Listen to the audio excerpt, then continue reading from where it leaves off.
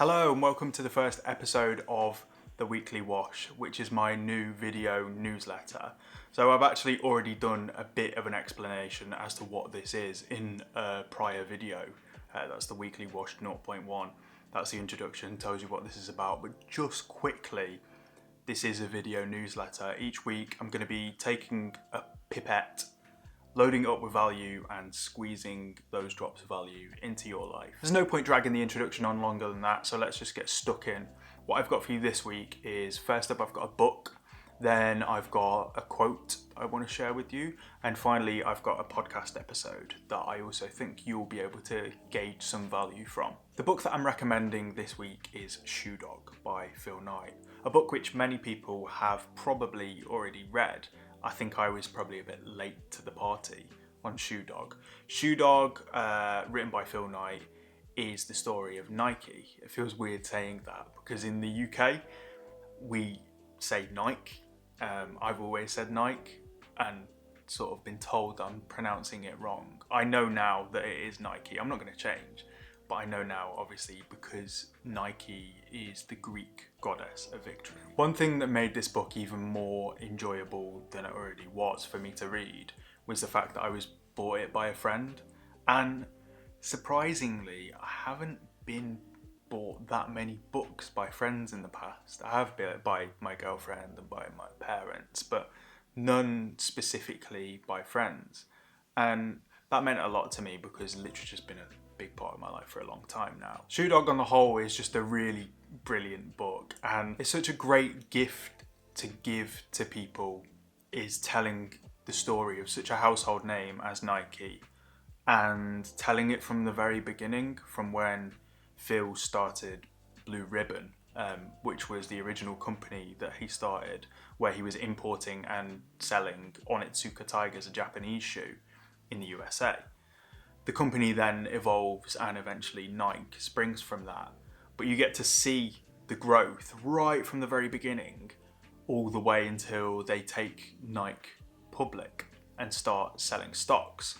And there aren't many companies that you could tell a story about like that, to that scale, from such a small point to such a large point. I mean, we're talking maybe more now than ever, these gigantic monopoly companies.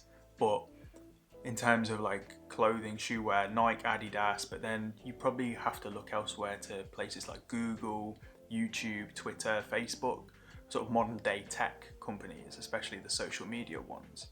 So by being able to give us that gift, Phil Knight is not only giving us a really interesting story, but he's also laying out some kind of groundwork, some kind of blueprint for what to do and what not to do. And in Shoe Dog, there's tons and tons and tons of valuable insights that I've got a big page in Evernote of notes about.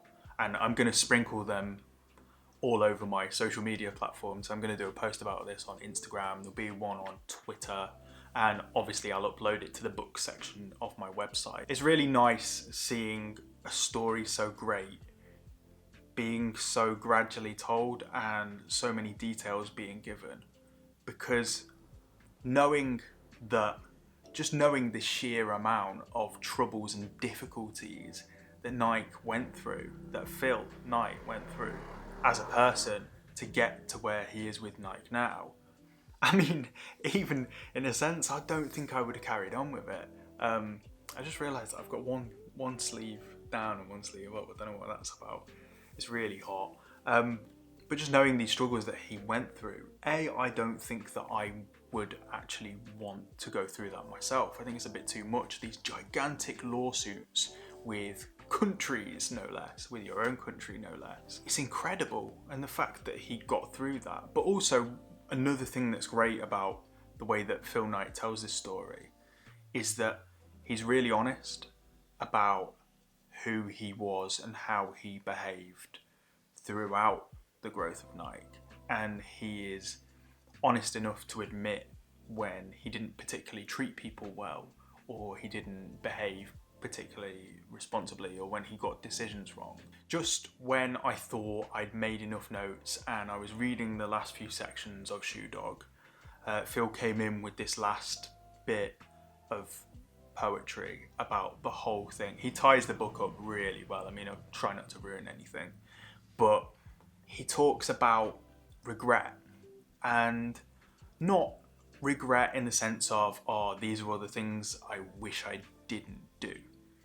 More so regret in the sense of he regrets that, I mean, it's not over, he's still alive. I'm not burying you already, Phil. But he wishes that he could live the whole experience again.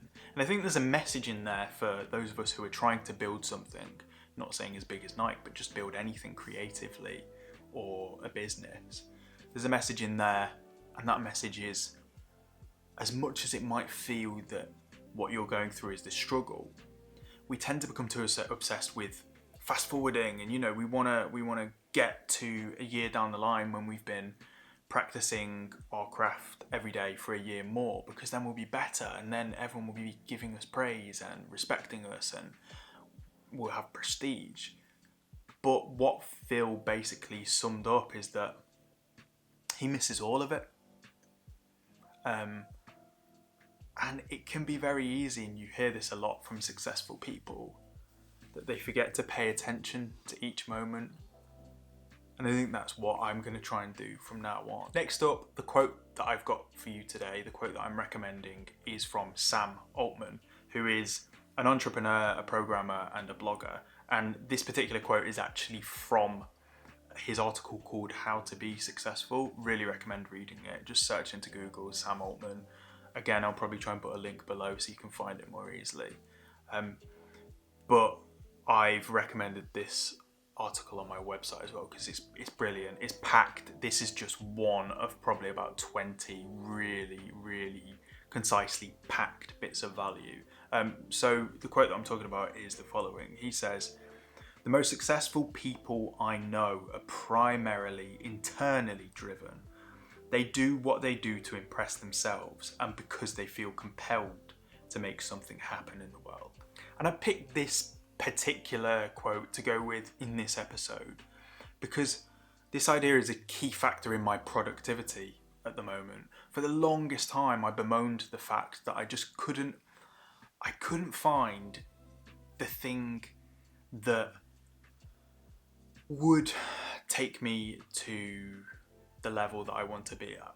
I couldn't find something that I enjoyed enough that I would be so motivated to do that I could have a really long day of work and come home and still want to do it. And I knew, I mean, I'm still saying this really early, but I knew, and I told myself and I told others that as soon as I find that thing, like, just try and stop me. Like, I'm gonna keep going until I get where I want to go. Finally, I mean, touch some kind of wood somewhere. Finally, touch wood, I think I may have found that thing. And the reason why I waited so long, and why I'm glad I waited so long, is that if you don't get that decision right, if you don't pick the right thing, if you don't find something that you love, and it's okay to grow to love it, it's okay to not be good at something at the start. You can grow to love anything. There are things I've grown to love for sure, especially because with a lot of skills that you try and pick up, you're just terrible at the beginning. Like Portuguese, learning Portuguese, I've been awful for the longest time. I'm not even like brilliant now, but as you start to get that growth, you feel good about it. So you can grow to love it. But if you don't pick the right thing, then you're only going to be doing it for the external motivating factors. Things like likes on social media, money obviously is the biggest one, praise, prestige. In my opinion, if you want to achieve something truly great, and of course there are always obvious exceptions because some people love money so much that it can, I mean, maybe that's just because they found that money is the thing that they love, okay? I guess that's a loophole. But I feel like if you're only relying on the external motivating factors, then it just quite won't be enough to get you to where you need to go. There was a great video that David Goggins did at one point. David Goggins, who's an ultra runner, ex-Navy SEAL, incredible human being that many people know by now. And what he said is in his sort of semi-aggressive, serious tone. He said, you shouldn't listen to music in the gym, or rather, he doesn't listen to music in the gym because when the music goes away, what's going to happen? Anyway, to conclude this whole section, I picked this quote by Sam Altman because I wholeheartedly agree with it.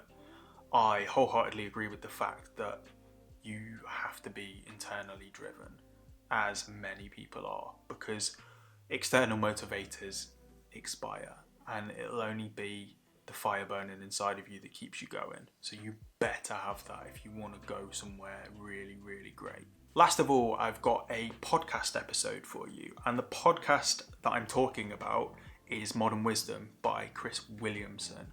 And Modern Wisdom is fast becoming one of my favourite podcasts, and the guests that he gets on are incredible, like absolutely incredible. I don't know how he does it. The particular episode of Modern Wisdom that I'm recommending is an episode with a guy called George Mack. Now, I'll be completely honest with you, I don't know an awful lot about George Mack. What I do know is that he is probably one of my favourite people on Twitter. He just consistently comes with these great, often tweet threads about mental models, and they're so well thought out and put so concisely and clearly that I've developed feels really weird, but like a big respect for him, even though to me he's just kind of like a Twitter persona. Hearing him on the podcast helped to solidify that and make me feel less weird. I would say that George Mack is a bit like the UK's answer to Shane Parrish. And Shane Parrish, if you don't know, founded and runs Farnham Street, obviously with a bunch of other individuals. And Farnham Street is basically a blog and an organisation that centre what they do around mental models. And mental models are ways in which, or models that you can use to help you think more clearly and better.